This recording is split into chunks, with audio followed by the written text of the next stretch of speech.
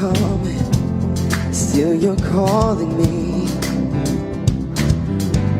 When faith is lost and my hope exhausted, you will be my strength.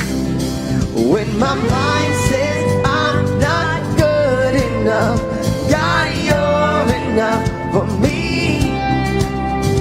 I've decided I'm not giving up. You won't give up on me. You won't give up on me. Your love is holding on and it won't let go. I feel it breaking out like an echo. Your love is holding on and it won't let go. I feel it breaking out like an echo, echo in my soul.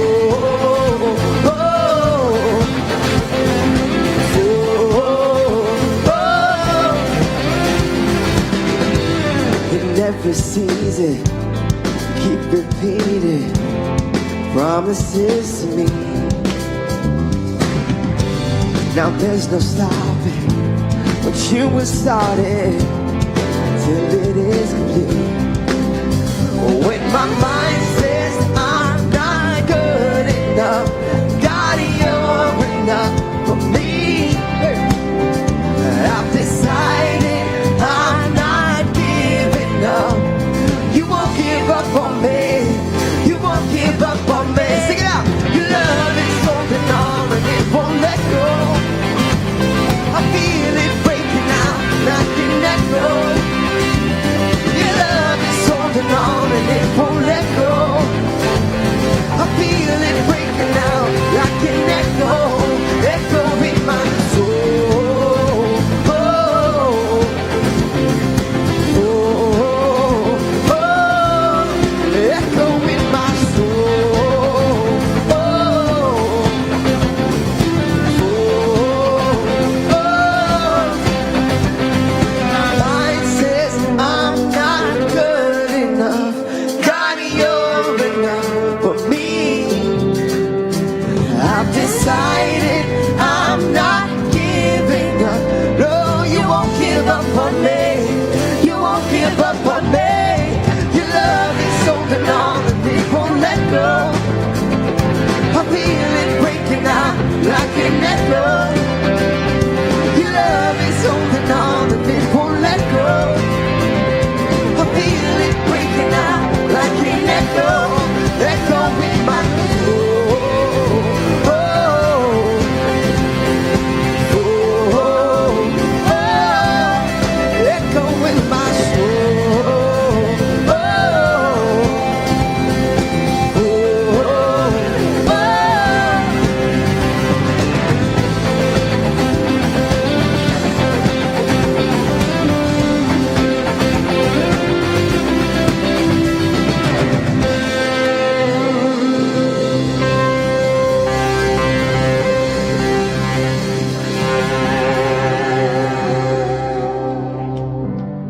Good morning, everyone. Good morning. Welcome to Encounter Church. We're glad that you chose to be here.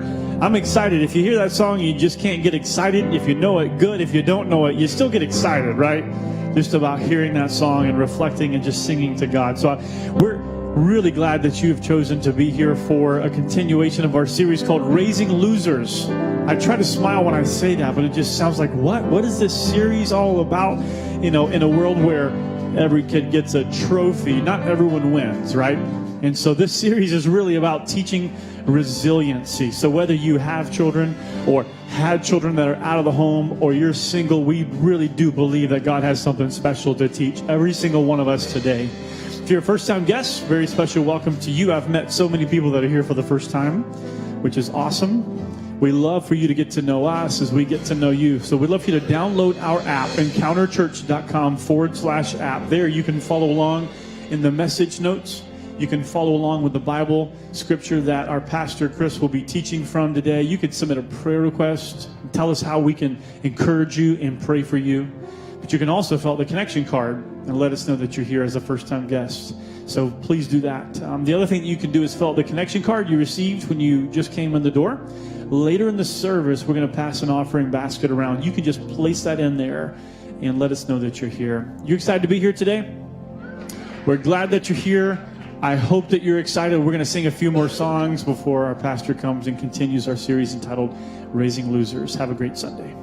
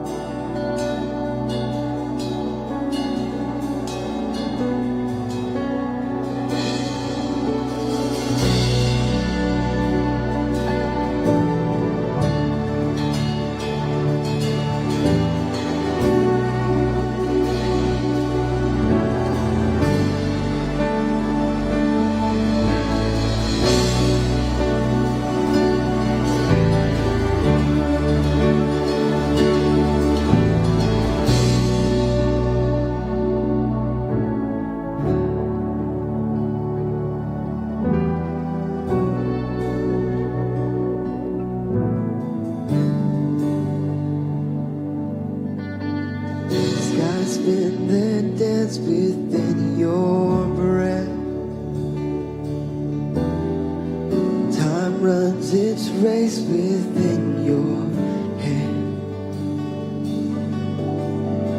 My mind runs wild to comprehend. No mind on earth could understand.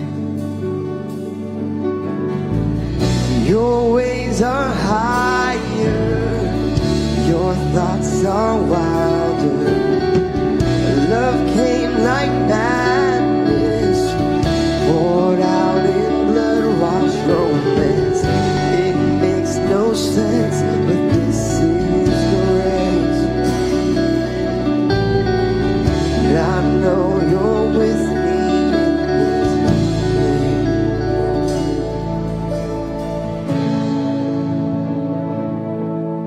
here now. All I know is I know that you are here now. Still my heart, let your voice be all I hear now. Spirit breathe like the wind, come have your way. 'Cause I know you're in me.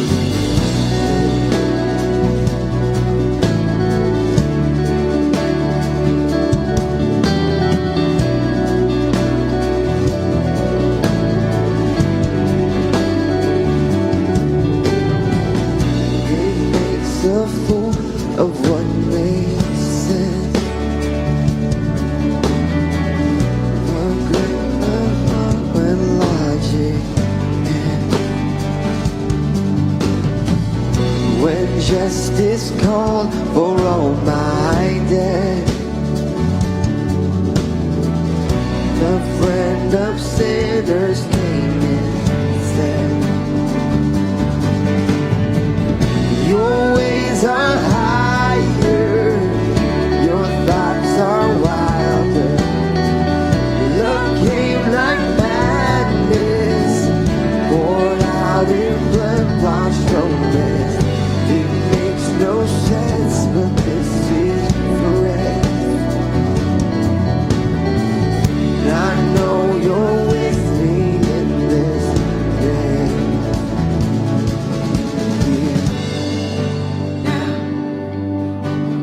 All I know is I know that you are here now. Still my heart, let your voice be all I hear now. Spirit breathe like the wind, come out your way. 'Cause I know that you are here now. Soul, God, I know that you are here now. Fix my eyes on the things that I can't see now. All I see is the glory of your name. 'Cause I know that you are here now. Let your voice be all I hear now. Fix my eyes on the things that I can't see now. Spirit breathe like the wind, come have your way. 'Cause I know that you are here now. Still my heart, let your voice be all right now. Fix my eyes on the things that I can't see now. Spirit breathe like the wind, come have your way. 'Cause I know that you are here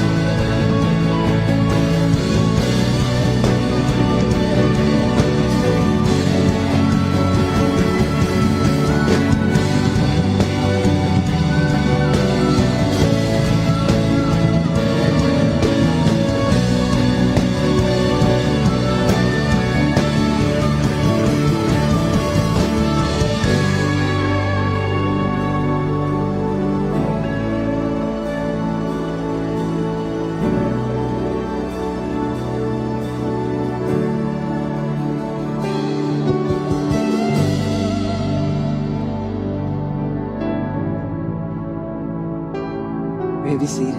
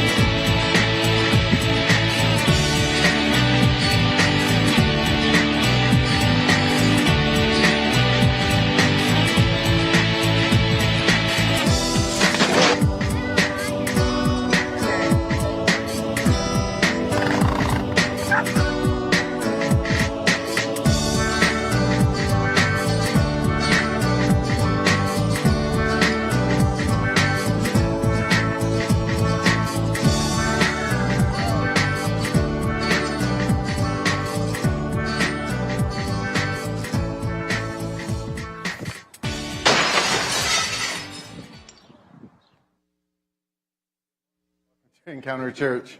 Man, my heart breaks for that little girl every single time I see it. It's like, oh, you just got that gift, and there it's in the fireplace. People have never heard of covers? What is happening? You know? And so this past week I came across this story where a man he was under house arrest and he was wearing the GPS bracelet, and he uploaded a video to Facebook. And it shows him giving step-by-step instructions how with a butter knife and a Phillips head screwdriver, you can remove your GPS tracking bracelet. And so he was sharing it on Facebook because that's what you do. And he was wanting others to be able to benefit from his discovery. And then what's awesome is that subsequent posts show him in Boise, Idaho, Oregon, California, walking through a marijuana field, because he was under house arrest in Springfield, Missouri.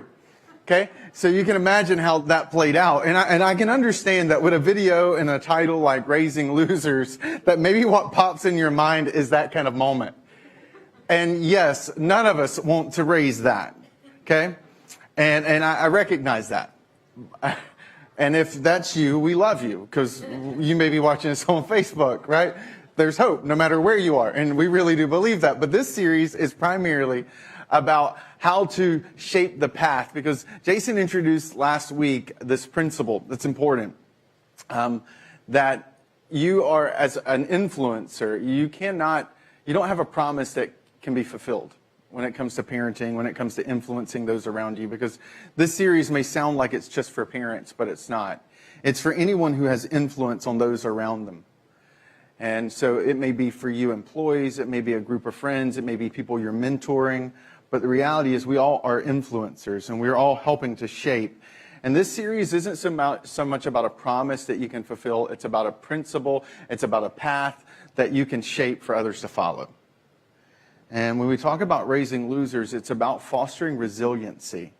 It's about developing and cultivating that grit and that perseverance. Because resiliency and perseverance is a very distinctive Christian characteristic. It's what marked the early church. It's throughout the New Testament, this constant reminder of perseverance and persistence and resilience. It's what stands out in all the primary Christian kind of heroes, male and female. They had an ability to stand firm even when everything else was falling apart around them. In this series, last week where Jason was just introducing the idea that you have a part to play, that you have an influence to give, that you can have some impact, even if you're not going to determine the outcome of their lives, you can help to set the course early on of their life. So if they veer off a path, it's a path that you've paved and you've made straight and you've made clear for them. And what I want to do today is pick up a little bit on that, and you're going to want to hear, I get this idea of raising losers, and you're going to say, okay, so I got the raising part, now tell me how to raise losers, how to raise kids that can handle. And I want to encourage you to come back tonight. We're doing a free parenting seminar here. Again, even if you're not a parent, it's going to be practical. I'm really excited about what I'm going to press into tonight. Tonight will be the first time I talk about some practical things that you do with those people. Because believe it or not, the environment matters. and all the studies that have been done around raising resiliency, fostering resiliency and grit, both in ancient literature and in modern academic research, there are some things that come up again and again before it ever goes down to the child.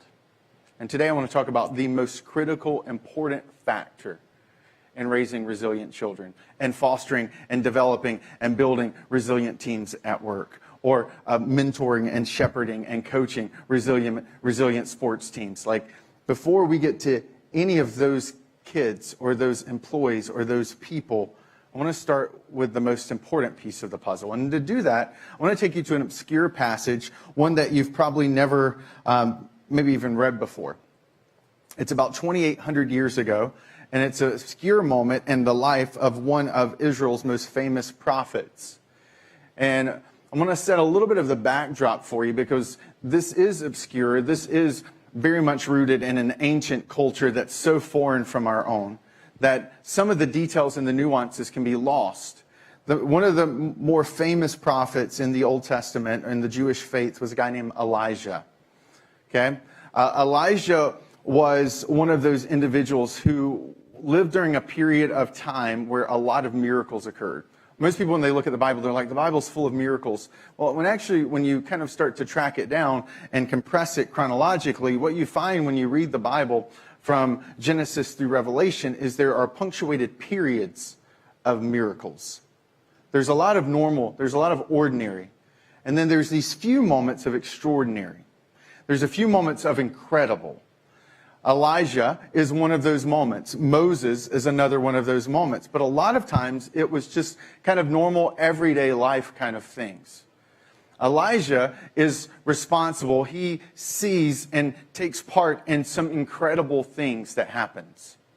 Elijah is famous, and in some people's eyes, he's infamous. There are a few characters in the passage today that just helps understanding who they are as a backdrop. In verse 1 of chapter 19 of 1 Kings is where we're going to be today. And we're going to look at just 10 verses, and they're already preloaded. And 1 Kings, just for you to know, is essentially an Old Testament history book.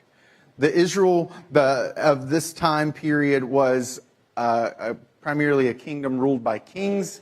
They had a different government structure than what we have today. We have a democracy, and what they had was called a theocracy. And a theocracy is a really different type of government structure. It's the idea that God is the ruler and that a king represents it.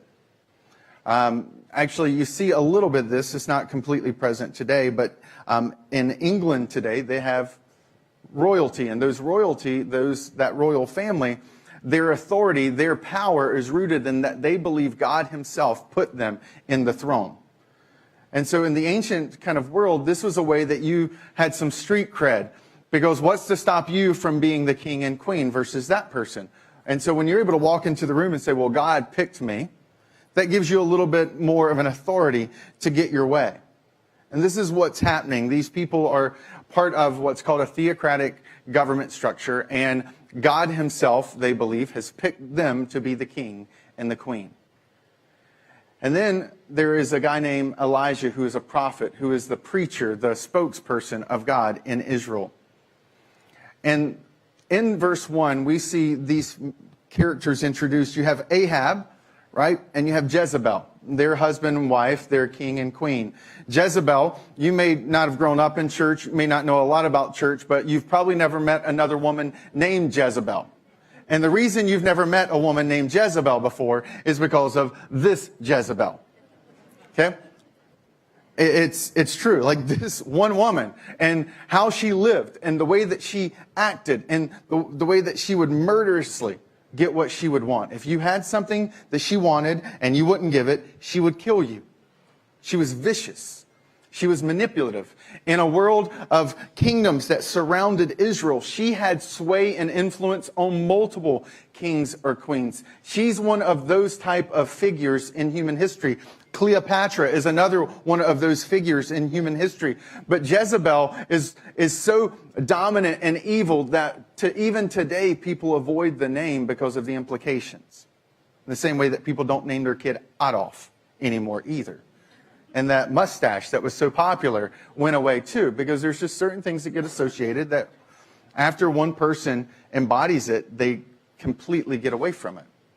And so Ahab and Jezebel are not big fans of Elijah or Elijah's God. In fact, Elijah's name means my God is Yahweh, the Jewish God. Jezebel's name essentially means my God is Baal, which is the foreign god that she worshiped. He's the god of fertility. He's the god who is standing in opposition at the time. He's the one that a lot of the Israelite people are worshiping. And that's the backdrop. And all you need to know is that caused a lot of clash and conflict. This goes deeper than Red Sox and Yankees, okay? Like, we don't have a box for what's happening in the backdrop of these people's lives. But what we do know is that Jezebel and Ahab hate Elijah. And Elijah has just made them look really, really bad. He performs a series of miracles while taunting these prophets of Baal that can't do anything. And it's so clear that God shows up that what ends up happening is 400 of those prophets end up being killed in this kind of rebellious act where people start to purge the land of these kind of foreign gods. On top of that, Israel's had a drought for at least 3 years, and Elijah starts to pray and the drought changes. And so you can kind of imagine, this guy's making you look bad over and over and over again. So what happens? It says, so Jezebel sent a messenger to Elijah and said, may the gods deal with me, be it ever so severely, by this time tomorrow, if I do not make your life like one of them. Now, when she invokes, may the gods, again, that's very strange. Most of us don't walk into places, I want to rent this car, and may the gods ever so be inclined towards me. And if I miss a payment, may I be like like we don't use that language today. But this is a legal contract. This is a binding hit she puts on his life. This is an equivalent of what you and I might sign in. That's the level of authority Jezebel has. So Elijah recognizes that this crazy woman who is killed before has just put a legal hit out on him. And she's staked her own life to it. And so what does Elijah do? He says that Elijah was afraid and he ran for his life.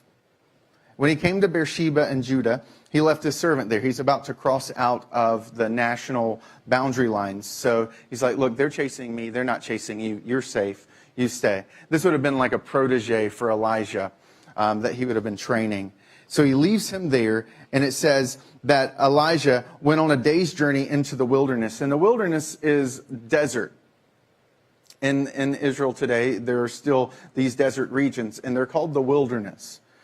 And the tallest thing that grows in the wilderness is something called a broom bush, which is why you see when he comes to a broom bush, he sat down underneath it.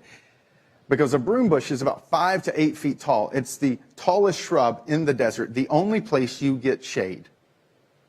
And so he's been walking for a solid day, fearing for his life, and he sits down underneath it, and he's finally kind of underneath the shade of a tree and away from the sun's glaring heat. And what does he do? He says, God, I've had enough. Take my life. I'm no better than my ancestors. He gets to this place and he's devastated.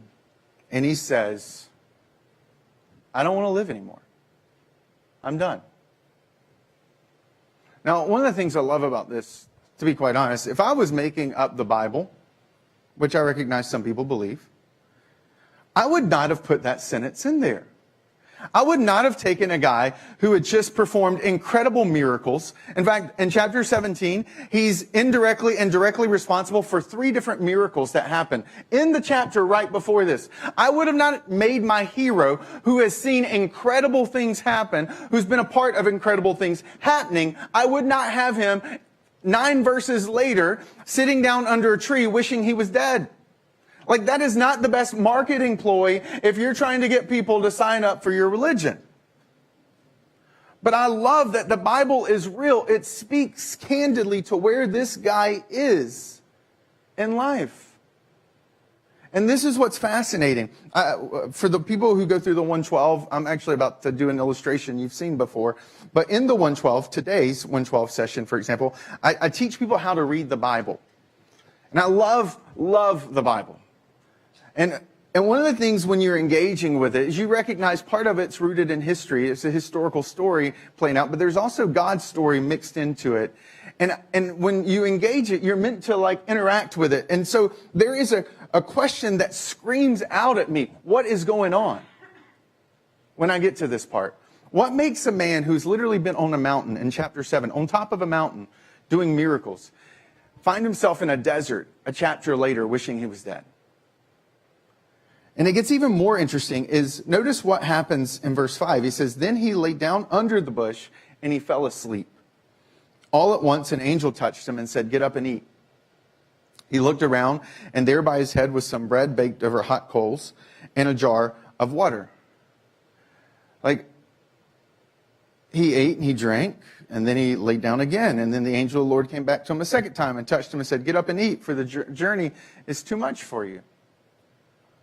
When you start to ask this question, what's going on? Why does when God shows up, like he prays, God, I want to die, and what happens? An angel shows up and instructs him to do some things that are really not that profound. And if you're reading the Bible and you're understanding that this thing is meant to be engaged with, that you read it literally in the passages that are meant to be literally and figuratively in the passages that are meant to be read figuratively, that what happens here is that these questions bouncing around your head actually start to point you to something that is truly profound, something that is happening underneath the surface in this interchange between God and Elijah who's running for his life. Is that Elijah is in a place that while it's 2,800 years separated from us, it is by his experience, it's what some of us are going through right now. What we see playing out in Elijah is a human experience that all of us can relate to. And look, you may be here today, you may be listening online today, and you don't even believe this stuff. But I'm about to tell you, what we're about to walk through relates to all of us, even if you don't believe the rest of it. Because what we're pressing into is something wired into how God has formed us. So in the 112, like I referenced, one of the things that I teach people who go through the 112, we talk about how to live out the full spiritual life. The hope that you experience here on a Sunday morning, we want you to have in every single hour of your week. Whether you've been a Christian for a day or whether you've been a Christian for 100 years, I believe there's something in it for you. It's that profound. It's that helpful. And one of the things that I talk through is this idea that when you become a Christian, there are things inside of you that are transformed. But then there are parts of you that stay norm, that they don't. And one of the components that that's an important part of who you are as a person is your emotional health. Okay? And because we live in a broken world, one of the things that's helpful, let's imagine you're a bucket. Okay? And your emotional health is what gets carried in a bucket. Now, because we live in a broken world, we have holes in our bucket. And so what happens is that emotional energy is leaking out, right? That mental energy is pouring out of us. And because I care about you and your visual experience, I have a blue marker, right? And this is what life looks like for most of us. We kind of carry this emotional bucket. We go through the course of everyday life. And these holes in the side are where things are flowing out of us. And then there are this kind of outflow down here. There's an inflow up here. And so what we see in this passage is God interacting with Elijah at this level. It's why God tells him to do certain things.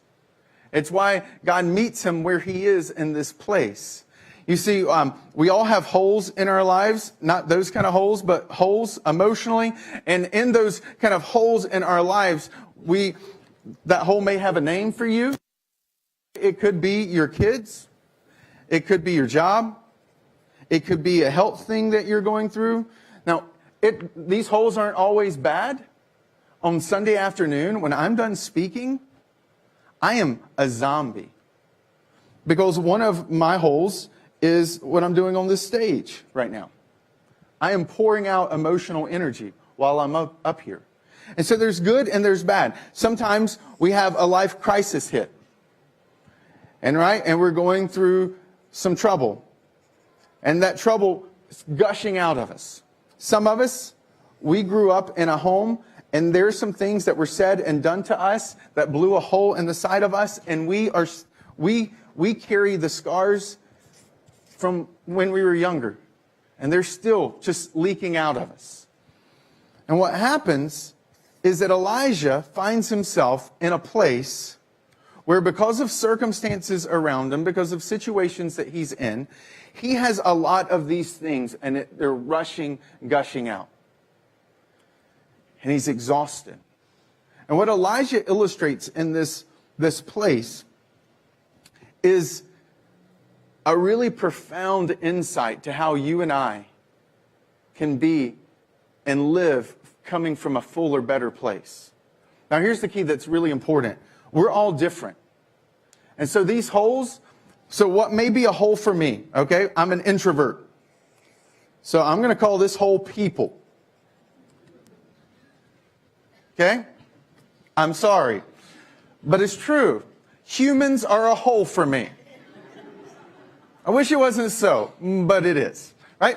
Now, some of you, right, you're introverts and you're like that. When you go to a party, you can literally feel yourself being like the life force sucked out of you.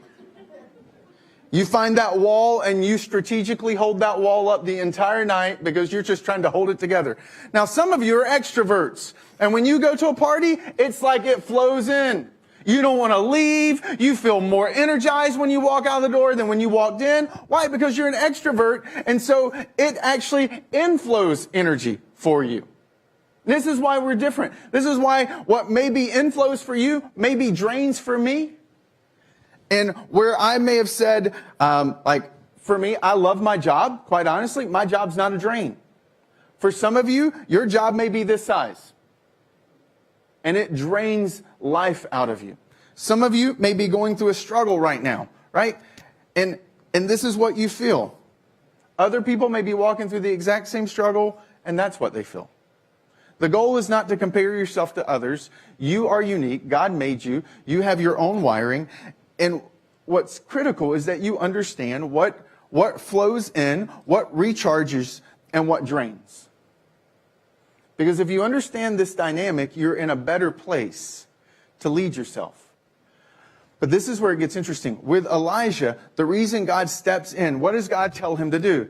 God says, hey, Elijah, eat something. Elijah, drink something. Elijah, take a nap. How many of you know, like my wife, for example, so on Sunday afternoons, if I can give her a nap, I get like Husband of the Year award. Okay? If someone tried to give me a nap on Sunday morning, I wake up like a zombie. I'm angry at the world. There is nothing refueling about a nap for me. But where my wife can go and take a nap for an hour in a dark room with the fan full blast and drown out all the noise of Ella and I running around the house, if I get an hour of reading on Sunday afternoon, I feel emotionally recharged just as much as she does from a nap. And it matters. You need to know how you recharge. You need to know what refuels you. It may be small things, it may be big things, but you need to know what those things are. And you need to be aware of these things, because what happens is we get into this place. Okay, I'm just going to use kind of an iPhone illustration. This is where Elijah is. Elijah is in a very specific place, a very dangerous place that I want to press into it for a second. So if you have an iPhone or an iOS device, or I think even some Android devices will do the same, they have a battery saving feature. When you get to 20%, it'll be like 20% low power saving mode, right? And you have to hit the button, because if you don't, your phone's going to die really quickly. So you hit the button, it's kind of like, you see it shift over to yellow, and it's going to give you a little bit longer. But what happens when you hit that button, when you get to the 20% power saving mode, is certain features of your phone turn off. They shut down. They're not being used anymore. It's not grabbing emails the way it was the rest of the day. All these features start to minimize. And this is where Elijah is in life right now. He is in this low power mode. He is in this emotionally exhausted. The way you can tell you get to this mode is when you're tired with a tired that sleep does not fix. You ever experience that? Where you feel tired and you think, oh, if I can just sleep, but then you wake up and you're just as tired when you wake up? That is like the most frustrating feeling in the world, when you wake up tired after you slept the entire night. It's because the exhaustion you experience is not a physical exhaustion. It's an emotional exhaustion that's coming from you hitting this low power mode, and your body is shutting down things and is trying to conserve because you have stopped flowing in, and what's happening is that you're steadily losing a lot more than you're bringing in. And what happens is that typically we get to those places, we get to this low power mode, and we find ourselves saying things that we normally don't say. All right? You may call it being stressed. You may label it a lot of different things, but you kind of lash out, you blow up, you do things, you say things that you normally wouldn't do. You find yourself having crazy thoughts running through your head. Escape starts to look really good. You start envisioning, imagining a new marriage. Start envisioning and imagining new jobs. Let's just be real. I won't tell your kids, but you start to imagine new kids, or like an upgraded version of your kid, right? But you start to have these escapist thoughts. Why? Because when you get to this place, while you can't physically point to it on your body, your brain still registers it as pain. And we don't like pain. And then when we get to unhealthy places, we start to emotionally try to numb pain. We try to cover up the pain.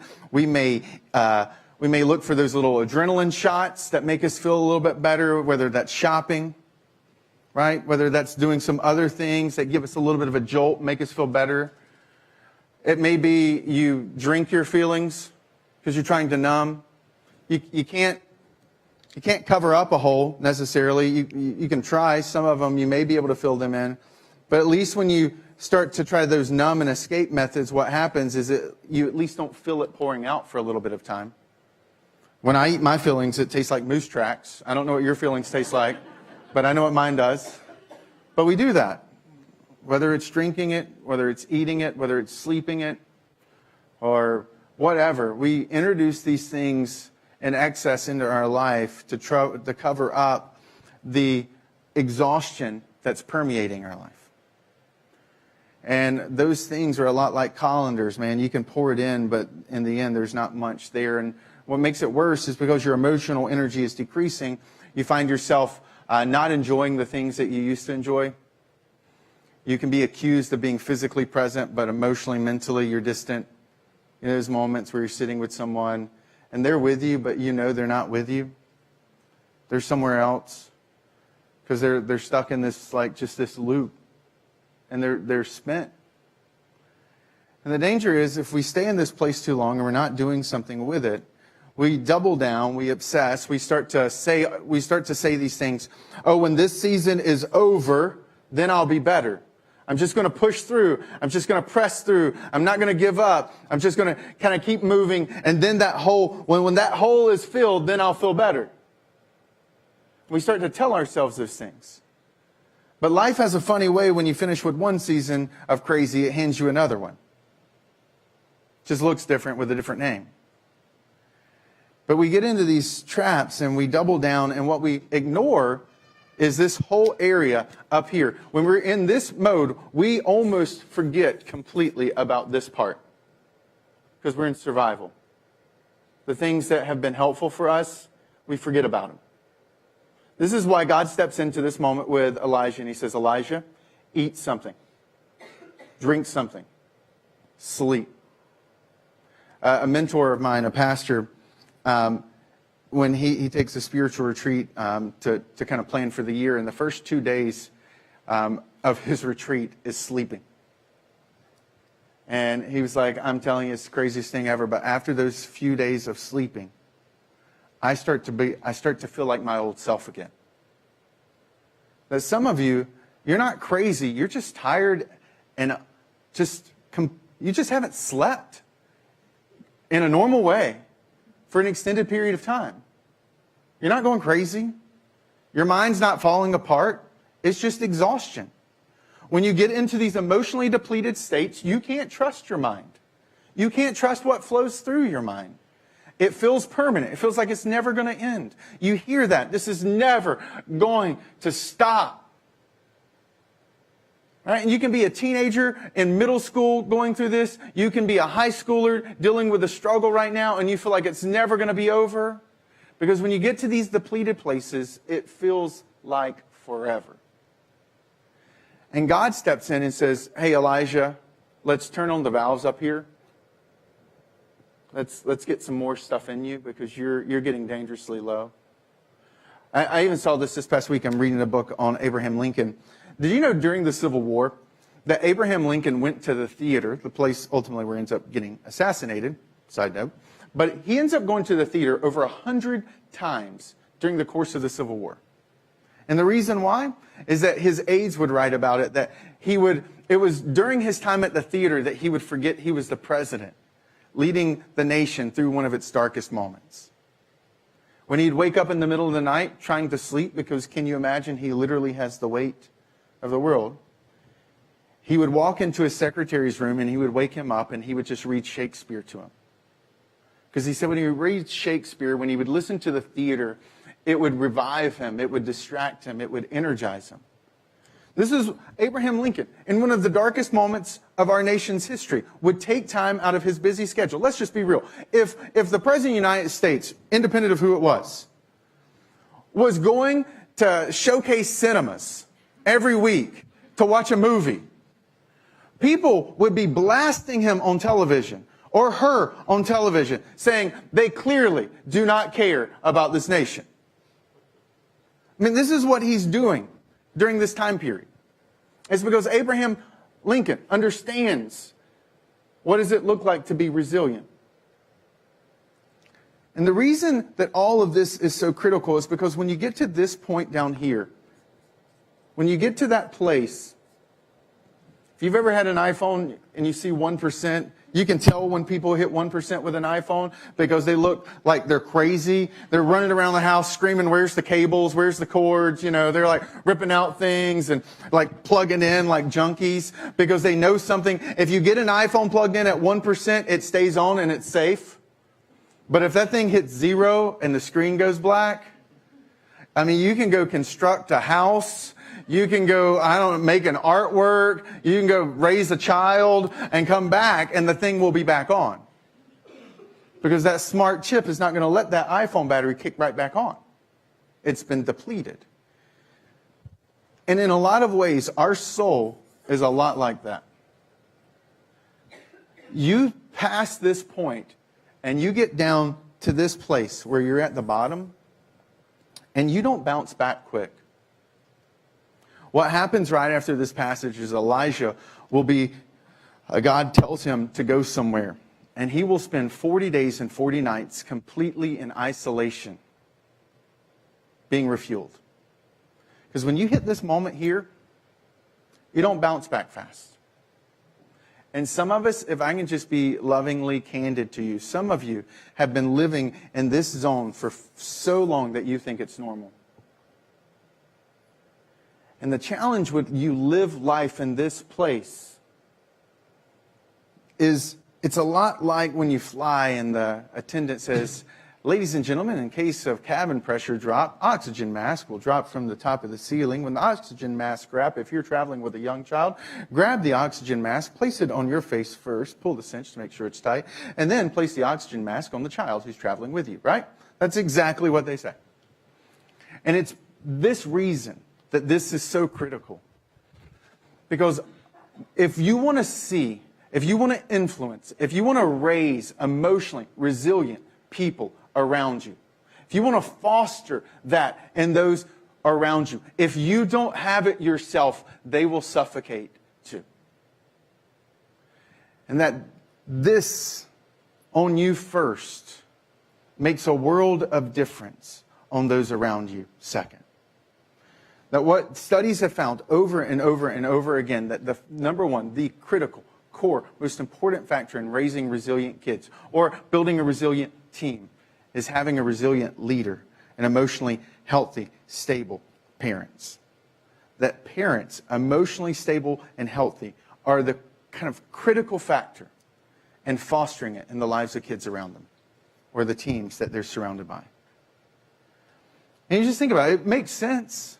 When you're emotionally depleted, it's really hard to listen to your kids talk, isn't it? It's really hard to hear your spouse vent about their frustrations at work that day. It's really hard to listen to your team member come and talk about a compliance problem they ran up against. It's just hard. Or even worse, you sit in places, but you're not there. You physically are, but you don't hear what they're going through. You don't see those nuances. These moments, they happen all around us, but when we live in this place, we can miss it, and it's terrifying. I really sincerely, I have a fear of that with my daughter. Because I recognize there are moments, if I don't hear the details of what she's saying, I could miss something that's shaping her soul that day. Something that was said to her or done to her. I could not hear it because I'm living in this depleted place. And that you may feel guilty for what I'm about to ask you to do, but I'm telling you, this is the oxygen mask going on you first. Is you need to know what refuels you. And it needs to be in your calendar. You may think you're too busy, but if the President of the United States during the height of the Civil War could go to a theater, I'm pretty sure you can go to Zumba. Or you can read a book. Right? Let's just be real. If at the height of those moments, he could do it. I don't think God would, but I don't want an angel stepping in to redirect my schedule because I'm living at such a dangerously low place. And for us as a people to start living and start where we're focused in on this, and yeah, maybe we can fix this, but the reality is most of us, we can't. So we start to live with an intention of bringing these things into our lives, of making sure they're on our schedules regularly, that we're being diligent and disciplined with it, that we have those things pouring in. And if you have the app or if you have the paper version of our app, I would encourage you, you write down this question: what refuels me? And do not go to bed tonight until you've answered it. What drains me? Don't let other people see it because it may be a name. But you need to know that too. Because when you live in this place, guess what you do instinctively? You avoid those people who drain you. If you're living in the 20% and you get a text message from him or her and they're a draining person, what do? You ignore it. And if you're living in this place and it's a person who recharges you, you respond. You want to go to dinner. And so pay attention to that.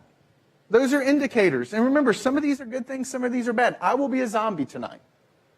I'm speaking 3 different times today. I will be spent. If I remember my full name by the end of this day, it will be a miracle. But tonight, I will read a book about leadership in turbulent times that I've been working through. I'll read that for about an hour tonight, and I will love it. And it'll be what resets me going into Monday. So you don't have to apologize. You just need to be aggressive about making sure those things are in your life. And the last thing, so he got up and he ate and he drank. Strengthened by that food, he traveled 40 days and 40 nights till he reached Horeb, the mountain of God. This is also Mount Sinai. There he went into a cave and he spent the night, and the word of the Lord came to him. And he says, "What are you doing here, Elijah?" He replied, "I've been very zealous for the Lord God Almighty. The Israelites have rejected your covenant. They've torn down your altars, and they put your prophets to death with the sword. And I'm the only one left, and now they're trying to kill me too."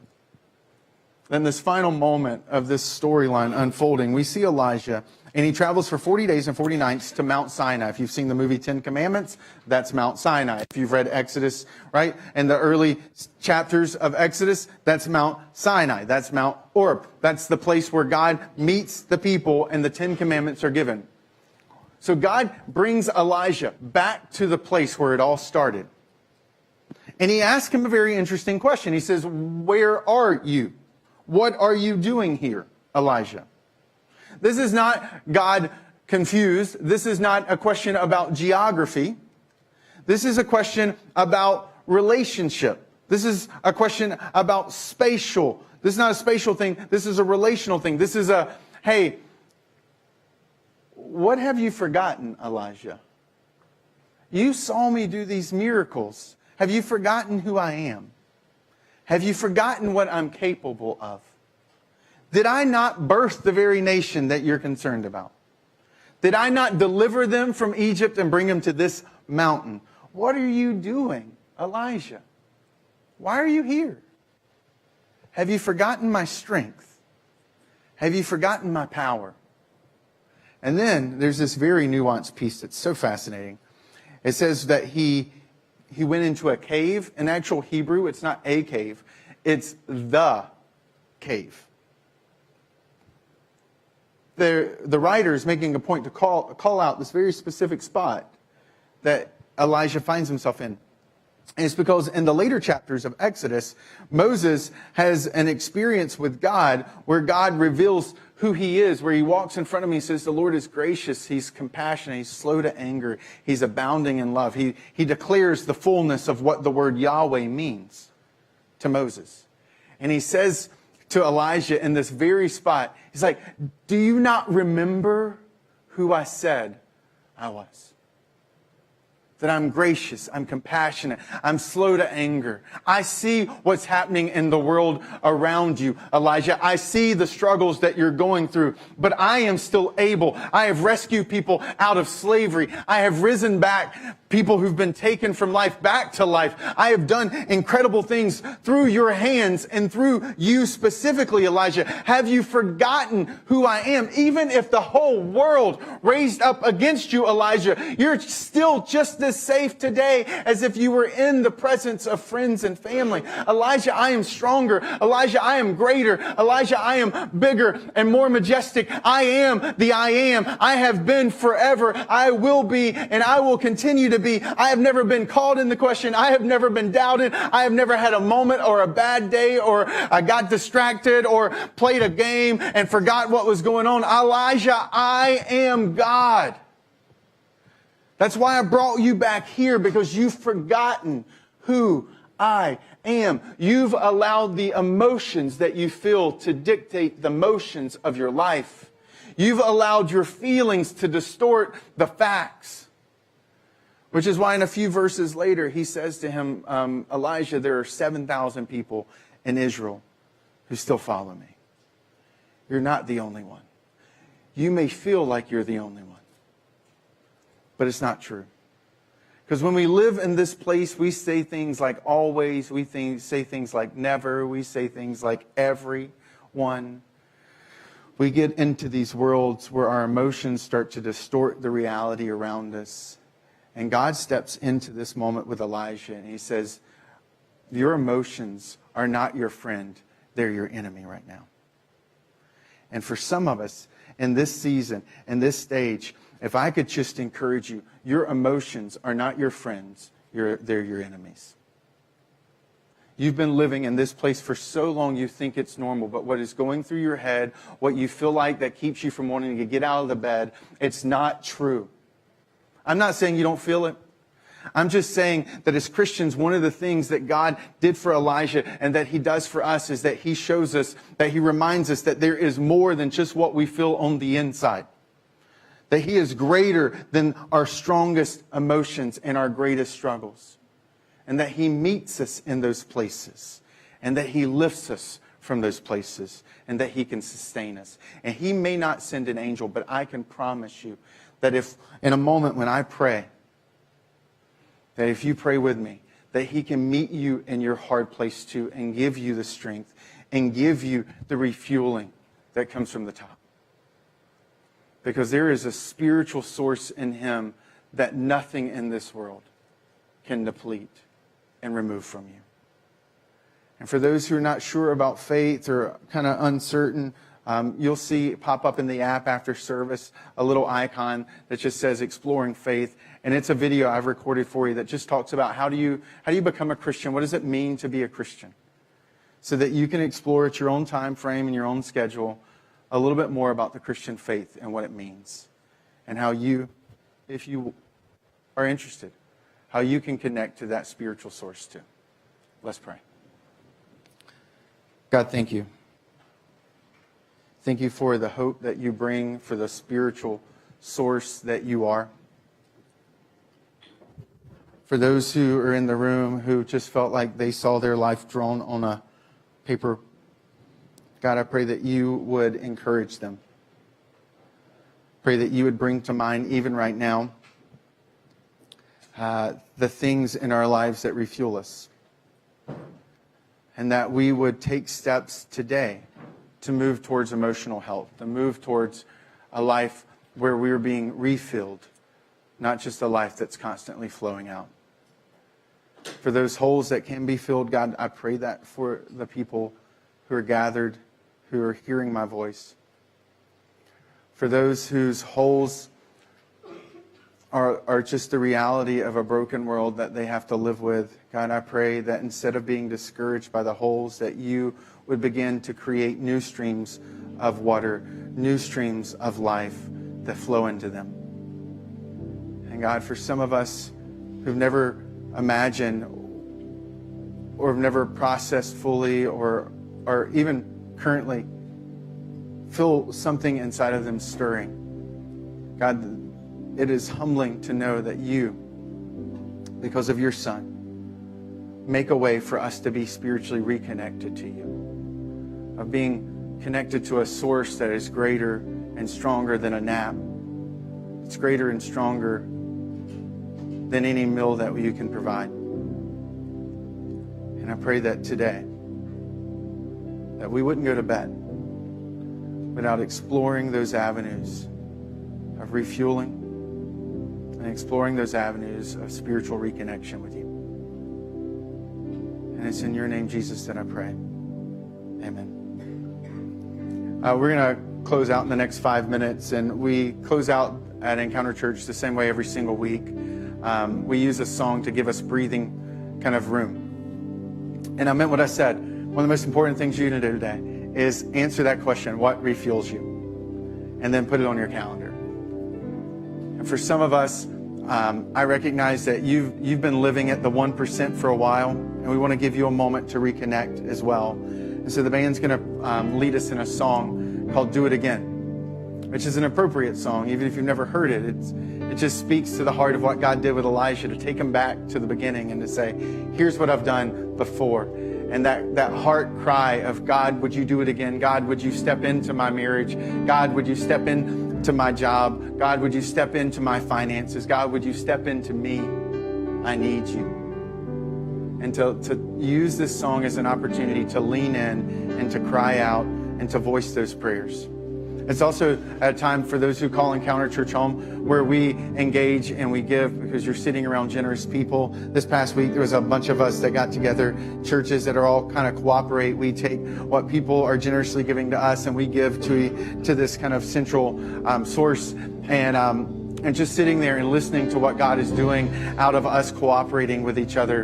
And that you don't know this, but you're a part of sponsoring a trafficking center that helps to rescue people who get kind of smuggled into the United States of America, or trying to be smuggled out of the United States of America into human trafficking. We have a center in New Orleans. We have a center in Las Vegas. And when you give, you're part of that. That there are things that your generosity makes a difference in lives and people that you will never meet till heaven. But that's why we believe that when we say a church should be known for what they do, not what they take from, it's that heartbeat. We believe a church can be a bright, shining light, that we as a people can make a difference here, there, and everywhere. And the reason why is because He has made a difference in me, and that He can make a difference in your life too. And so I want to invite you to stand. I want to invite you to engage, and to maybe you're sitting in a moment. Maybe you're dealing with something with your child. Maybe you're in a place of desperation and hopelessness. I pray that the words of these songs, that the vision of this song would grab your heart, and that you would say to God, God, I know you can. I've seen you move mountains. God, would you do it again in my circumstance, in my situation? Would you meet me in this hard place? Meet us in this hard place, and do today, God, what I know you're able to do. Let's sing.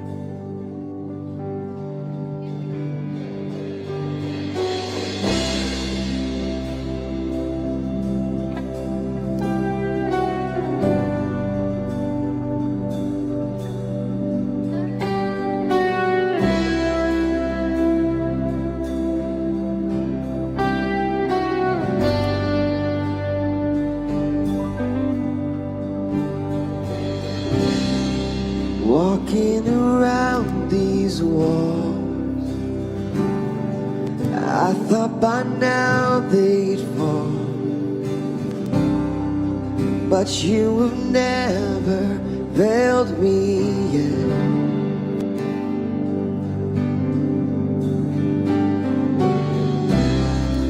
Waiting for change to come, knowing the battle's won,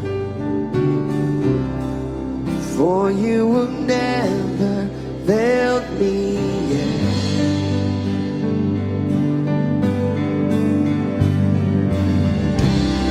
Your promise still stands, great is your faithfulness, faithfulness. I'm still in your hands, this is my confidence, you never fail me yet.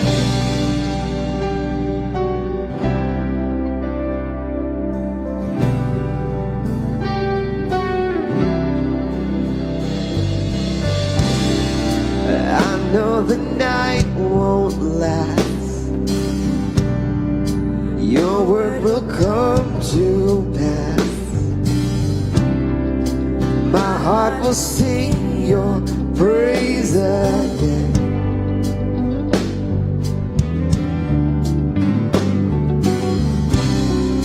Jesus, you're still enough. Keep me within your love. My heart will sing your praise again.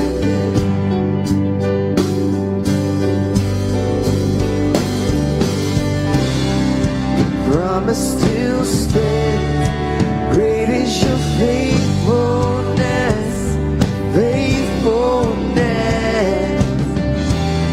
I'm still in your hands, this is my confidence, you've never failed me yet. Your promise still stands, great is your faithfulness, faithfulness. I'm still in your hands, this is my confidence, you've never failed me yet.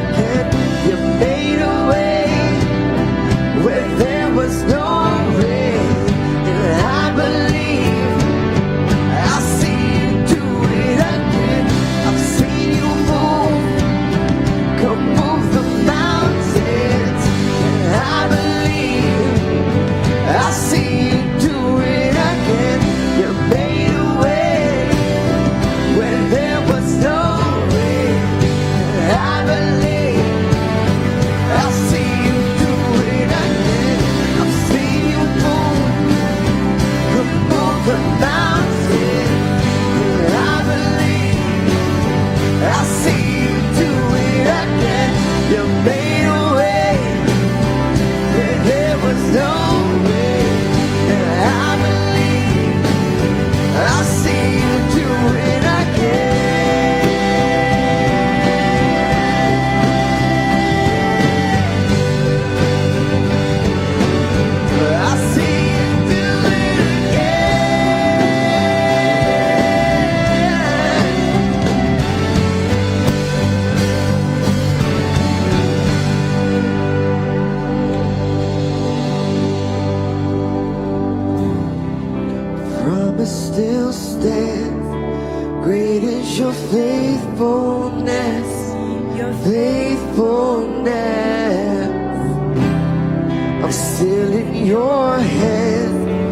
This is my confidence. You never fail. Mama still stands. Great is your faithfulness. Faithfulness. I'm still in your hands. This is my confidence. You never fail me yet.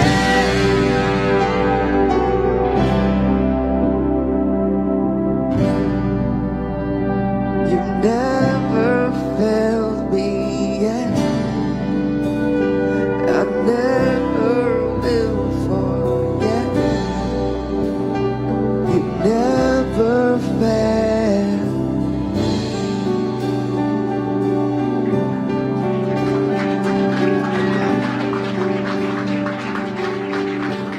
Thanks so much for joining us here at Encounter Church. We hope you found today's message to be both hopeful and helpful to you. Last week, we took a break from the 112 and student life groups because of the holiday. They will be taking place today. And I also want to give another reminder for the parent seminar that's taking place today at 4:30 at the church. It's not just for the church members, but it's also for the community. So in addition to yourself, invite your friends who are looking into learning more about just raising resilient kids. Thanks so much, and we hope to see you guys later today.